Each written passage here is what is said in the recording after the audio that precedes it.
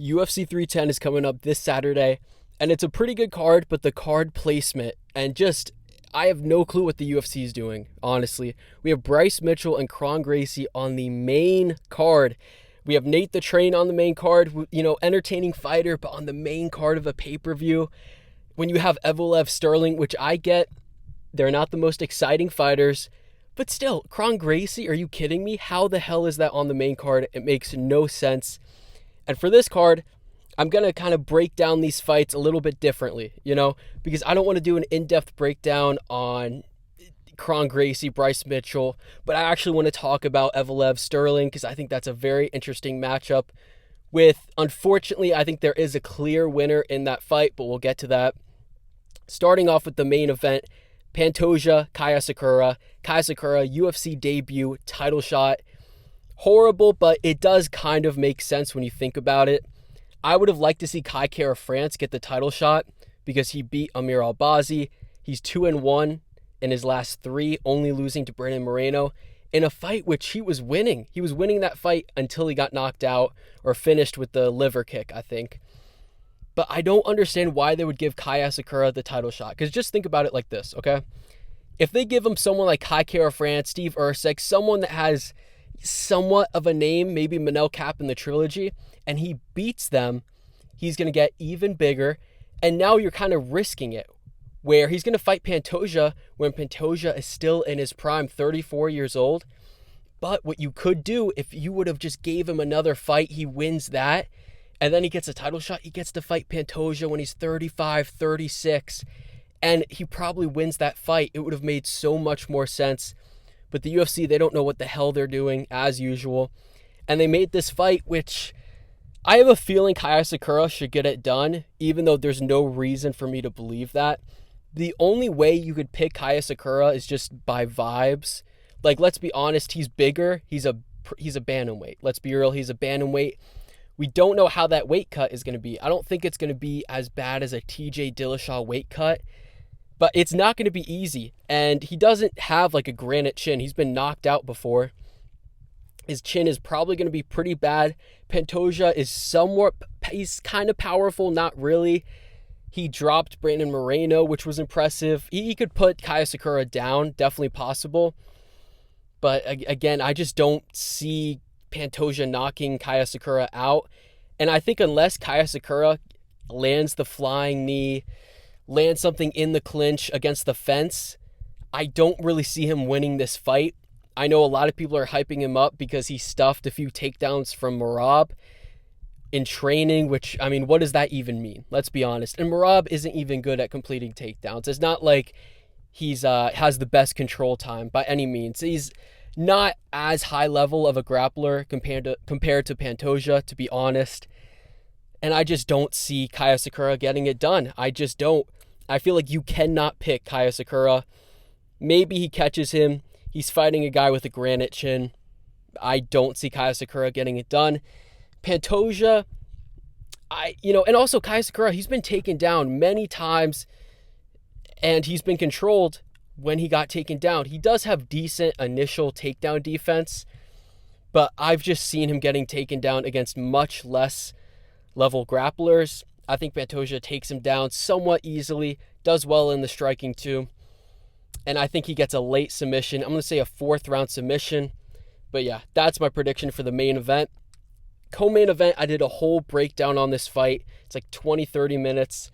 Go check it out. My previous video, I feel like it's one of my best breakdowns. I broke down every single fight that both guys had. And I'm just going to say my prediction really quickly. I was picking Ian Garry for a very long time. But I'm going to be so angry if he wins because I'd hate to switch my pick and I get it wrong. But how I see this fight going, I do think initially Ian Garry is going to be on his bicycle. Shavkat's going to be clinching him up. I don't think Shavkat is going to really take him down that easily or really at all.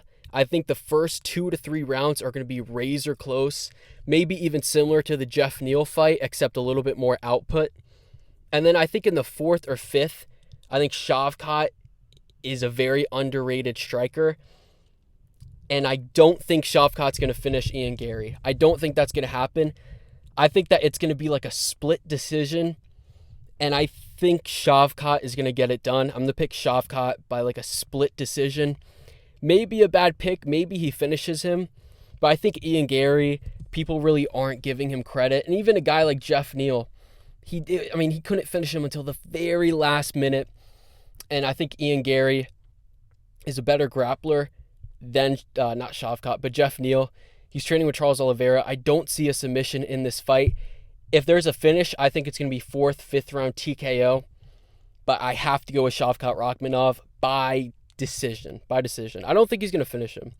But moving on, Ciryl Gane, Alexander Volkov. I know a lot of people for this fight are picking Volkov. They're saying, well, Gane, he's kind of stayed the same. He's inactive, which is true. Both of those things are kind of true. And Volkov, he's looked better in each of his fights. And I get that, but this is a horrible matchup. Because Volkov, yes, he's looked better, but against who? I mean, he lost to Aspinall, he lost to Ciryl Gane, and in that Ciryl Gane fight, yes, people will say, oh, it was a 48-47 decision, whatever. But how the fight went is there was 3 rounds that were clearly to Ciryl Gane, and there was 2 kind of swing rounds that you could both give to Gane. Gane clearly was better. And what Volkov does is essentially the same thing as Ciryl Gane, just with less speed, just slightly worse than Ciryl Gane. Still a really good fighter, but he's just not going to beat Ciryl Gane. If you're picking Ciryl Gane, kind of like if you're picking Kai Asakura, it just has to be on vibes. It just has to be on stuff that you think that Ciryl Gane just isn't going to show up and he's going to shit the bed like he did with John Jones, which Ciryl Gane in big moments, he shits the bed in title fights. This isn't a title fight though. I think Ciryl Gane is clearly going to win. I'm going to say 30-27. And I know Volkov, he looked good against Sergey Pavlovich, but he just fought Pavlovich exactly how Ciryl Gane would fight him, just slightly worse. So I don't really think you could take much from that fight, to be honest. And Volkov isn't even like a high-level grappler at all. And I don't see him mixing in the takedowns. If anything, Ciryl Gane was actually the one shooting on Volkov in their first fight in the first round. Volkov isn't going to take him down, and he's not going to outstrike him. I think Ciryl Gane is clearly going to win this fight by decision. Moving on, I don't know how the hell this is on the main card. Bryce Mitchell, Kron Gracie. I'm going with Bryce Mitchell by a decision. Maybe Kron Gracie gets the fluke. It's not even like a fight where it's going to be exciting. I don't understand why they would put this on the main card. I'm glad because I don't have to, illegally stream it, which is good. But I think Bryce Mitchell is going to get this by decision. Very obvious pick. Next up, Nate the Train versus the Korean Superboy or whatever. This is tough, and I know he's an underdog, but I'm going to pick Choi. I'm going to pick him. I think that he's improved his grappling. I get he's one of the most inactive fighters in the UFC. I thought he maybe beat Kyle Nelson, to be honest. He looked great in his last fight.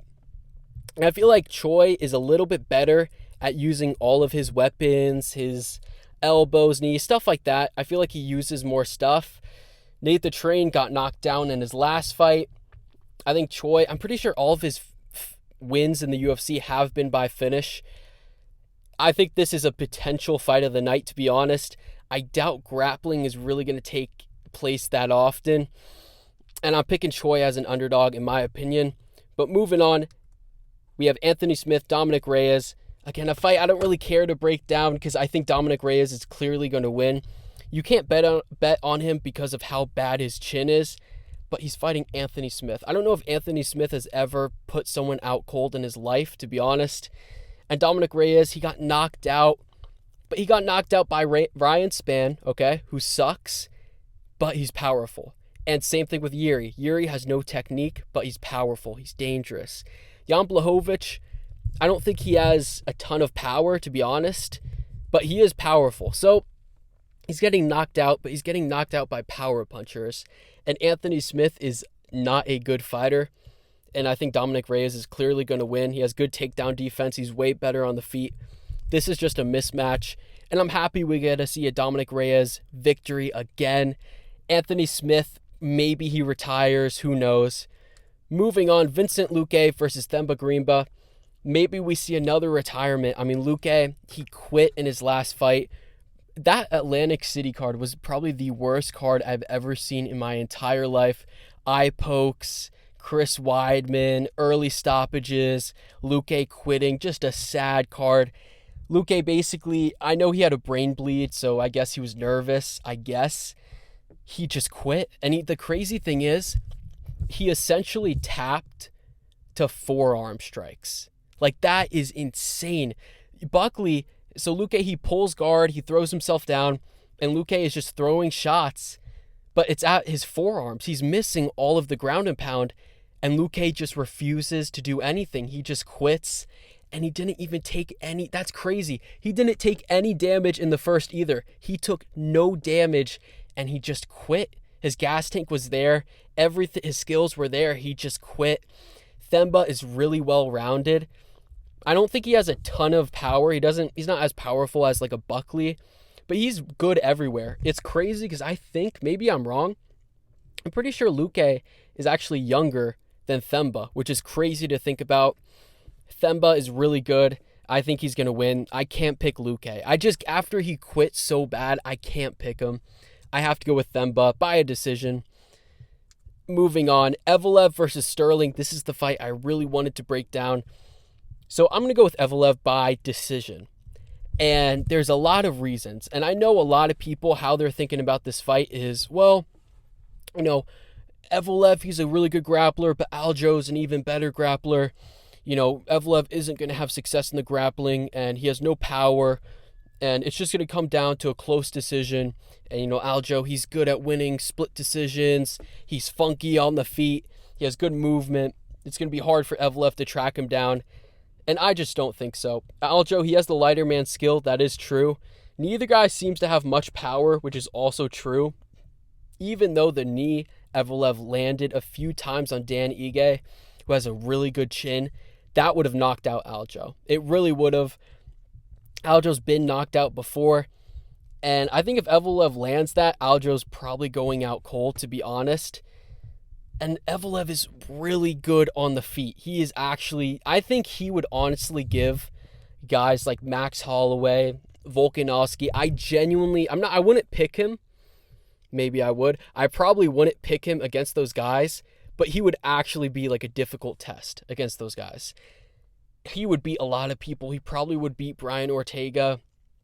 He beat Arnold Allen. He would beat Yair Rodriguez. There's a lot of guys he would beat. And I think he's going to beat Aljo. I think Aljo has better control time. He's better at getting the back. Evloev, I think, has better entries, more unique entries, I guess you could say. Aljo's kind of very standard. And I feel like the only way for Aljo to win this fight is if he gets his own takedowns going. Evloev has really good body kicks and really good kicks in general. Again, I said this in my last breakdown, but maybe if Aljo is able to time it, go under, take him down, and control him, that's really his only way and his only path to victory. Again, similar to BSD and Moicano, but I just don't see it happening, to be honest. Maybe Evloev makes a mistake and Aljo can secure the back and hold on, get the body triangle. I just don't see it happening. Evloev has really good chain wrestling, and he's good at staying with takedowns like he did against Arnold Allen, who has pretty good takedown defense. And he showed to have good takedown defense, arguably won the fight. I just don't think he's going to beat Evloev. I just don't. I think he's way worse on the feet. Yes, Aljo looked good on the feet in his last fight against Cater. He looked insane, looked like the best he's ever looked. Aljamain Sterling, I think he is going to carry that lighter man skill. I don't think he's going to beat Evloev. I'd like Aljo to win. I think Evloev is kind of the dark horse in the division. I'm going to pick him by decision. Moving on, Randy Brown versus Bryan battle. This is sort of tough to call, not really. I think Brown, he's like one of the biggest welterweights in the division, very big. And one thing I noticed, I know Brown uses a lot of kicks and stuff, likes to fight at his range. He does not check leg kicks. I guess Muslim Salikov is a good kicker, but he does not really check leg kicks. And I think Battle, not really a ton of leg kicks from him, but if he's able to really destroy that leg and stop Brown's movement, he's going to easily win the fight. As soon as JDM put Brown against the cage and had him backing up, he knocked him out immediately. JDM is a better boxer, obviously, than Battle, but still, he got dropped. As soon as he got against the cage, he got dropped. Battle is good at throwing a lot of volume, pressing forward. And I think maybe even in the clinch, he's good in the clinch, landing knees, elbows, stuff like that. And if he doesn't get the takedown, again, just land damage against off the break. And the fight comes down to who can close the distance effectively. Can Battle get on the inside? I think he will. And I think we're going to see a knockout. I'm going to say a second round TKO for Bryan Battle. Moving on, Chris Weidman, Eryk Anders. The rebooking, a garbage fight. Just it's something that, it's a bathroom break fight. I'm actually going to go with Chris Weidman as an underdog. I'm going to pick him by decision. I think even though he cheated insanely in his last fight, he did look good even before the cheating. Moving on, Cody Durden versus Joshua Van. This is a fight that I'm scared because I'm a big fan of Joshua Van. And I said this after his last fight. So he gets knocked out. It's Charles Johnson, I believe, in July. And he turns around a month and a half later on short notice to fight at the Sphere against, I believe, Edgar Chairez, if I'm not mistaken. And he was clearly the better fighter. Edgar was cheating too. He was clearly better. But the one thing that almost lost him the fight is his chin. He came back way too soon after a knockout. And Edgar dropped him. He hurt him. And it's just, if Van would have gave himself a few more months to recover, he would have done so much better. He would have dominated, probably finished him too. And I said after that fight, I do not want to see Van back for another 7 months, 6 months, something like that. And what does this dude do? He's young. He's rushing it. He's coming back literally 3 months later to fight Cody Durden, a really good fighter. He's a lot younger.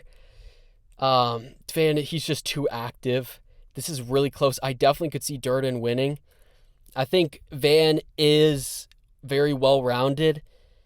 Durden doesn't really have a ton of power, to be honest.